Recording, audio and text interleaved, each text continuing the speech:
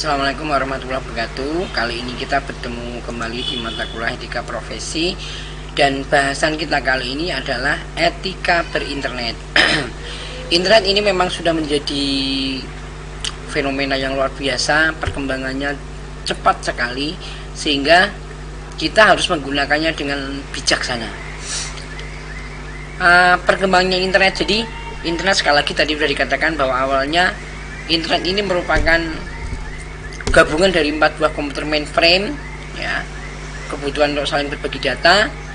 Kemudian DARPA, ini Defense Advanced Research Project Agency, pada tahun 1973 ini membuat riset yang jauh lebih intensif lagi dan untuk kepentingan militer waktu itu.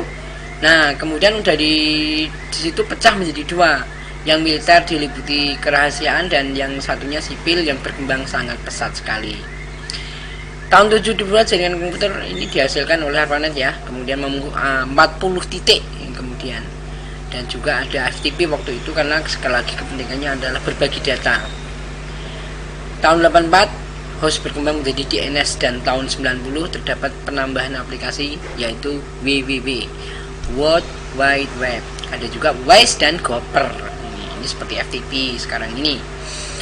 Kemudian nanti juga ada voice, nih ada voice, ada chat dan sebagainya. Mengapa internet memberikan dampak yang baik dalam kehidupan kita? Karena informasinya update 24 jam. Kita mau nggak tidur, kita mau bangun jam berapapun, kita bisa internetan dengan mudah, gratis. Yang berbayar itu adalah koneksinya. Kemudian mudahnya akses informasi dalam melakukan transaksi, mau transaksi apapun sangat mudah. Kemudian membangun relasi dengan baik dengan pelanggan. Materi dapat diupdate dengan sangat mudah.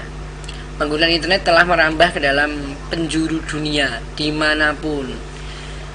Kemudian yang dari karakteristik dunia maya ini menurut Dison tahun 94, beroperasi secara virtual atau maya.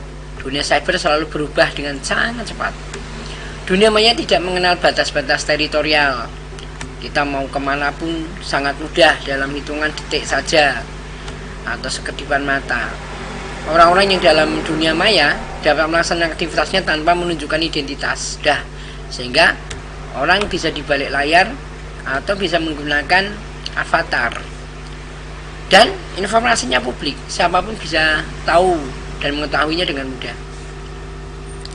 Nah, maka diperlukan etika. Kenapa?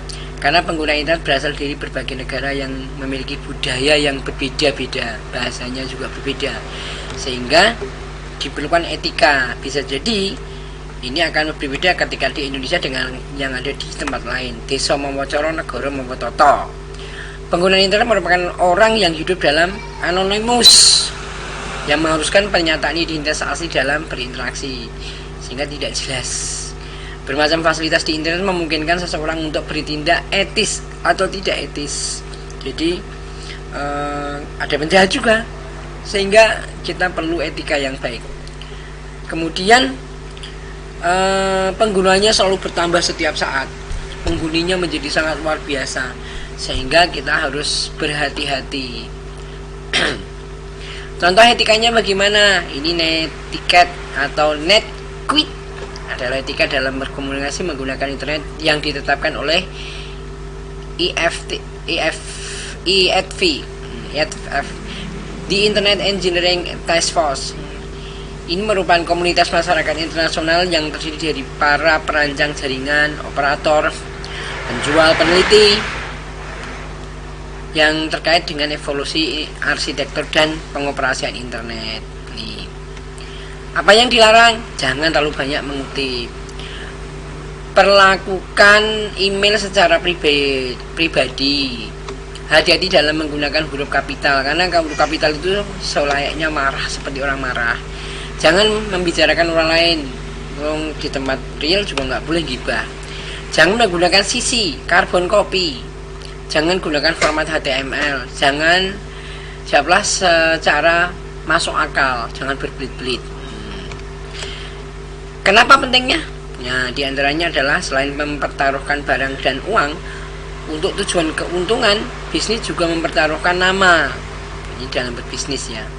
Harga diri, bahkan nasib umat manusia yang terlibat di dalamnya. Bisnis adalah bagian penting dari masyarakat. Sebagai hubungan antara manusia, bisnis membutuhkan etika dan mampu memberikan pedoman baik pihak yang melakukannya. Bisnis adalah kegiatan yang mengutamakan rasa saling percaya, sehingga diperlukan etika yang baik. Sonny Craft tahun 91 dalam buku Etika Bisnis membangun citra bisnis sebagai profesi luhur, mencatat beberapa hal menjadi prinsip dari etika bisnis, misalnya prinsip otonomi, prinsip kejujuran, prinsip berbuat baik dan tidak berbuat jahat, prinsip keadilan, prinsip hormat pada diri sendiri. Dalam teknologi informasi, kategorinya bisnis apa? Bisnis di bidang industri perangkat keras. Ini bergerak di bidang rekayasa perangkat keras, contohnya IBM, Compaq, Acer, dan sebagainya. Bisnis di bidang rekayasa perangkat lunak, ini adalah perusahaan yang bergerak tentang rekayasa dan software engineering, misalnya analisis sistem, desain spesifikasi, kemudian implementasi, dan sistem development yang lain, misalnya Microsoft, Adobe, dan sebagainya. Bisnis di bidang distribusi dan penjualan barang, bisnis yang bergerak di bidang pemasaran produk komputer baik oleh vendor atau secara pribadi. Bisnis di bidang pendidikan teknologi informasi, ya lembaga-lembaga kursus misalnya seperti BSI.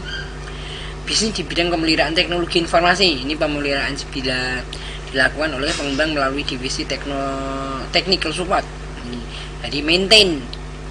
Tantangan umum bisnis di bidang IT, ini tantangan inovasi dan perubahan yang cepat, tantangan pasar dan pemasaran di era globalisasi, tantangan pergaulan internasional, tantangan pengembangan sikap dan tanggung jawab pribadi, dan tantangan pengembangan sumber daya manusia.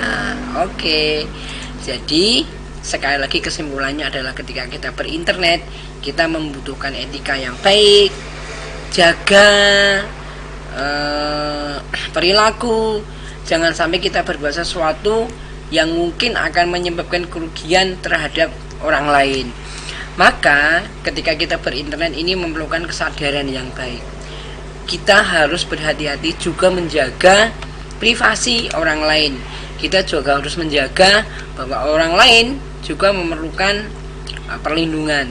Maka ketika kita membutuhkan seperti itu, maka kita juga harus teposiliro, tidak mengganggu orang lain. Dengan demikian mungkin bisa jadi kita akan dilindungi juga oleh orang lain. Terima kasih. Assalamualaikum warahmatullahi wabarakatuh.